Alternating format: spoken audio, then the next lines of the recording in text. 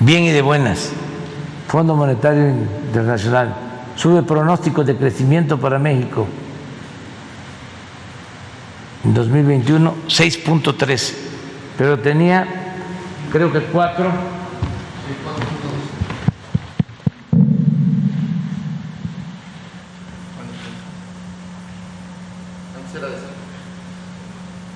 4.2.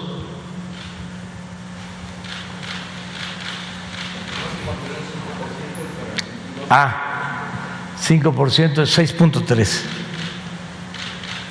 Entonces, como lo dice el periódico, además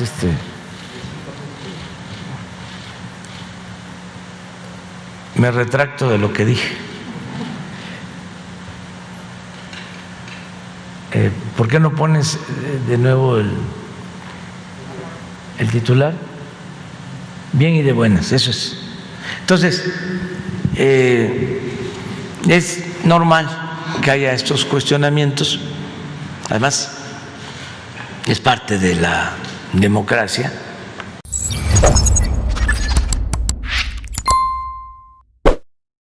Un saludo para los pregoneros de todo mi corazón.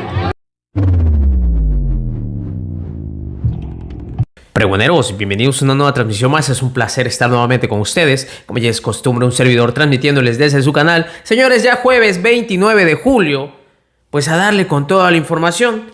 Y el que se había autonombrado, como ustedes pueden ver en un video anterior que le subimos, Enrique de la Madrid, quien había pues salido en esta entrevista a decir que se postula como uno de los posibles candidatos a la presidencia del 2024 por esta coalición del PRIAN-RD, diciendo que esta había sido todo un éxito.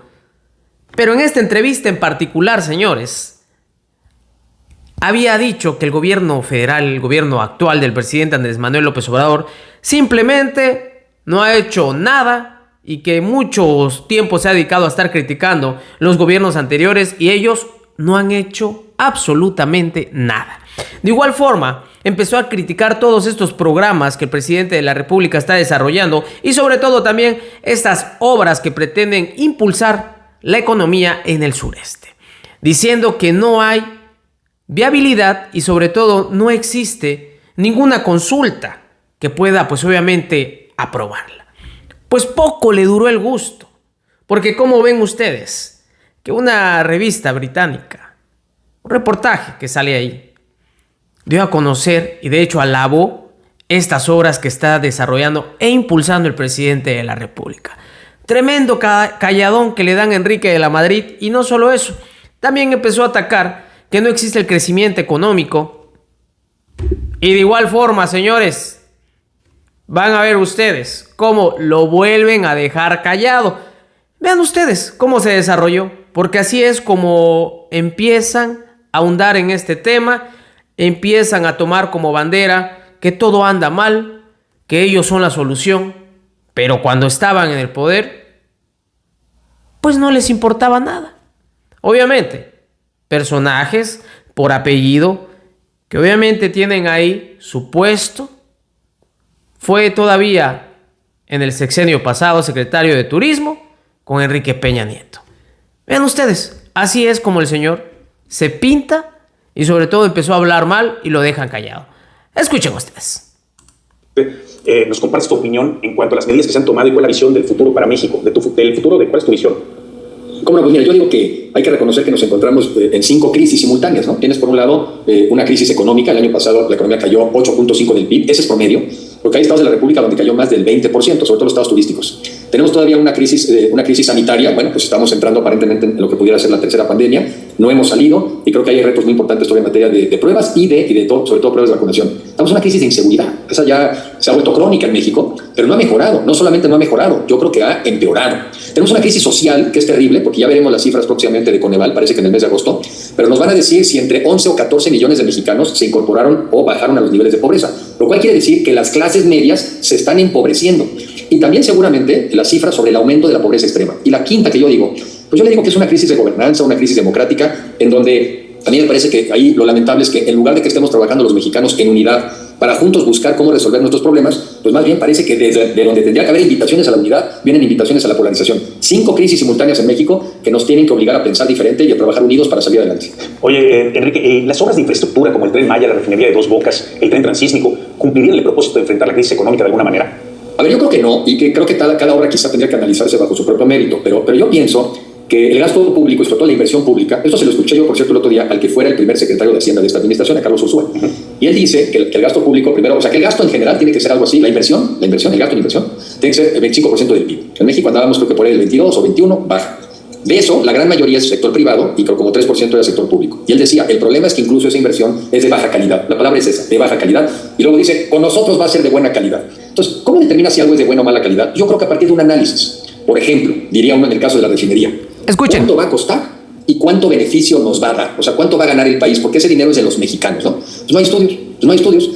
Incluso recuerdo ahora, uno del INCO en su momento dijo que había el 98% de posibilidad de que esa inversión, que el 98%, fuera perdedora. Entonces, yo creo que esa inversión no hace sentido en el mundo de hoy, en el mundo de las energías renovables. El Tren Maya. Pues yo nunca he visto un estudio que nos diga, mira, es que ya les preguntamos a los ingleses y además de los 10 días que venían a Cancún, están dispuestos a dedicarle 5 días más para visitar el territorio y se van a subir al tren y además el boleto del tren va a costar tanto y además lo van a pagar. Ese estudio no existe. Entonces es muy difícil opinar sobre inversiones que no tienen estudios. Lo que yo sí me pregunto es cómo hacemos inversiones en donde no tenemos estudios. Oye, y dime una cosa, el tema de la pobreza, bueno, es algo de hace muchísimos años, de muchos sexenios, pero ¿cómo enfrentar esa pobreza en México? ¿Cuál es la política social que debería llegar el gobierno a tu forma de pensar? Bueno, yo creo que la primera, que no aumente el número de pobres, de entrada. Esto también es importante ponerlo sobre la mesa para que los mexicanos nos acordemos. En el año 2018, de acuerdo a Coneval, el porcentaje de mexicanos bajo la línea de pobreza era el 42%. 42%. Si lo quieres ver al revés, quiere decir que la mayoría de los mexicanos no éramos pobres. Por eso yo sostengo que somos un país de clases medias. El gobierno que entró se la pasó criticando que las gestiones anteriores eran terribles y que no crecía la economía por arriba del 2.5. Bueno, pues nos enseñaron que en el 2019 se podía crecer debajo del 2.5, creció 0.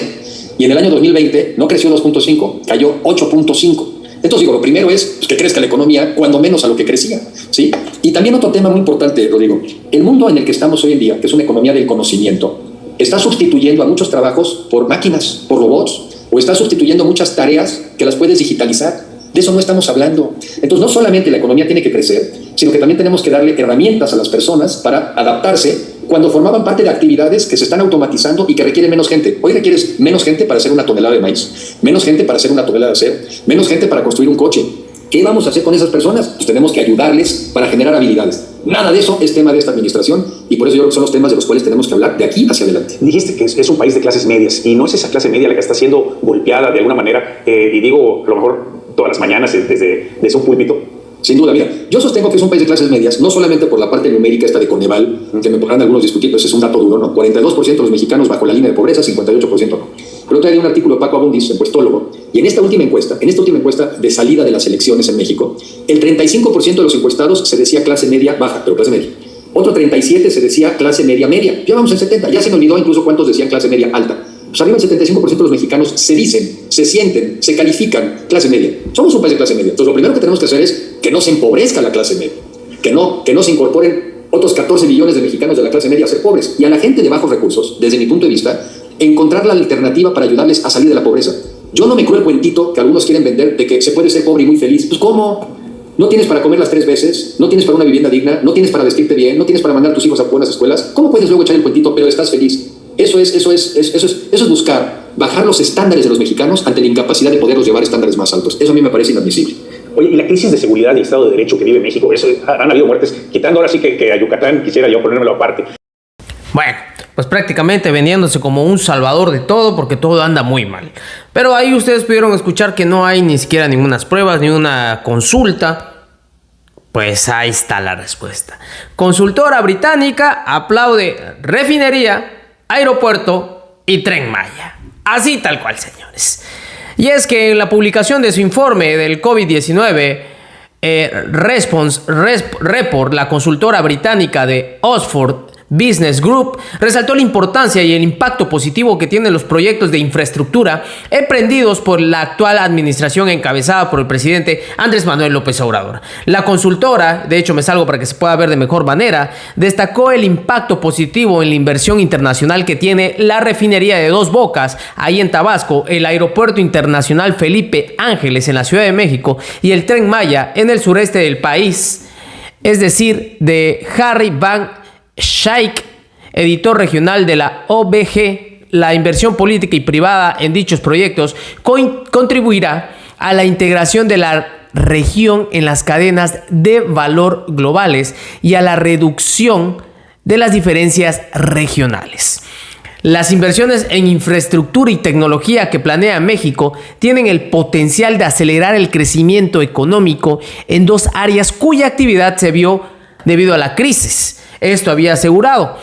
La firma considera que la contratación económica de 8.2% causada por las medidas de contención de la pandemia por el COVID-19 será retomado muy pronto por haber mantenido una economía abierta durante la pandemia para conservar la actividad económica en áreas fundamentales como lo son el turismo, la manufactura y el comercio exterior. A pesar de que la refinería, el aeropuerto y el Tren Maya han despertado críticas de políticos opositores y activistas, por supuesto, impacto ambiental y concentración desproporcionada del presupuesto público, OBG considera que estos grandes proyectos de infraestructura presentan un enorme potencial para el desarrollo del país y para la atracción de inversión extranjera directa. El informe considera que la recuperación observada en el sector automotriz será también muy importante para la salud a largo plazo del sector manufacturero y de la economía general. Finalmente, vean ustedes, concluye Van Schaik que la digitalización en varios sectores, tal como el sector energético, bancario, pueden corregir vulnerabilidades estructurales en el país y aprovechar nuevas tendencias económicas globales. Ándele pues. Para los que se la pasan criticando, pues miren, esta consultora británica aplaude estas grandes obras que se están desarrollando. Y no solo eso, de igual forma había dicho que la economía en el país no estaba creciendo. Pues con la pena, señores, y así rápidamente se los muestro, miren ustedes, México tendría un crecimiento del 6.3% y no lo estamos diciendo nosotros, lo está diciendo el Fondo Monetario Internacional, el cual había pronosticado un incremento económico del 6.3% para México durante este 2021, que dicho sea de paso, y sabemos toda la crisis que hemos vivido también en cuanto a esta pandemia, lo cual pues obviamente ha desarrollado también crisis económica, pero a pesar de ello, señores, y hay que tenerlo en claro, no hubo en ningún momento endeudamiento, a pesar de que la oposición quería que se contratara deuda. La economía mexicana es la segunda más grande de América Latina. El ajuste al alza en su pronóstico fue uno de los motores de la revisión también positiva para el pronóstico económico de la región. Así tal cual. De igual forma, vean ustedes, el pronóstico había sido del 5%, pero se tendría del 6.3%.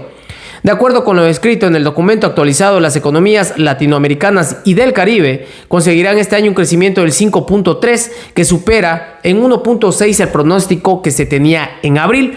El organismo internacional informó que la vacunación emergió como el principal motivo que divide al mundo en dos bloques: los que pueden esperar una mayor normalización de la actividad a finales de este año, casi todas las economías avanzadas, y aquellas que todavía se enfrentan a las infecciones resurgentes y aumento en los peajes de muerte del COVID, como México. Ante todo ello, sin embargo, la recuperación no está asegurada ni siquiera en países donde las infecciones son actualmente muy bajas, mientras el virus circule por otros lugares. Esto, señores, pues es una realidad. Mientras el virus sigue existiendo en todas las partes del mundo, pues obviamente la recuperación no está asegurada al 100%. En cuanto a la economía global, el Fondo Monetario Internacional pronostica un crecimiento del 6.6% entre 2021 y el 4.9% en 2022. Las perspectivas para los mercados emergentes y economías en desarrollo se redujeron para 2021, especialmente en Asia. Así, tal cual, señores. En pocas palabras, si quería la oposición que no hubiera un crecimiento económico, pues el mismo Fondo Monetario Internacional está pronosticando que para México hay un incremento del 6.3%. Vean ustedes, a comparación de Estados Unidos, que obviamente que como siempre lo toma como ejemplo en este tema de las vacunaciones, que lleva muchísimo más, pues se considera nada más un 7%. No muy alejado de lo que tiene México y empatado con Canadá. Así las cosas, aunque le duela a la oposición y también lo que estaba pronosticando pues su nuevo mesías de esta coalición del PRIAN-RD. Pues poco le duró el gusto a Enrique de la Madrid hablar mal pues del actual gobierno. Ya ven ustedes, se postuló en esa entrevista. De hecho, les mostramos el video el día de ayer. Y pues enseguidita pues salió esta consultora británica y pues echa para abajo esas afirmaciones de Enrique de la Madrid. Y pues ya ven ustedes también el Fondo Internacional Monetario anticipando que México tendría en este año el incremento del 6.3. Señores, hay que seguir creyendo en estos grandes trabajos que se está haciendo por parte de la administración de nuestro presidente Andrés Manuel López Obrador. Nos estamos viendo en una siguiente emisión. Recuerden, la información está ahí y depende de todos nosotros el pregonarla. Que sigan pasando un agradable jueves.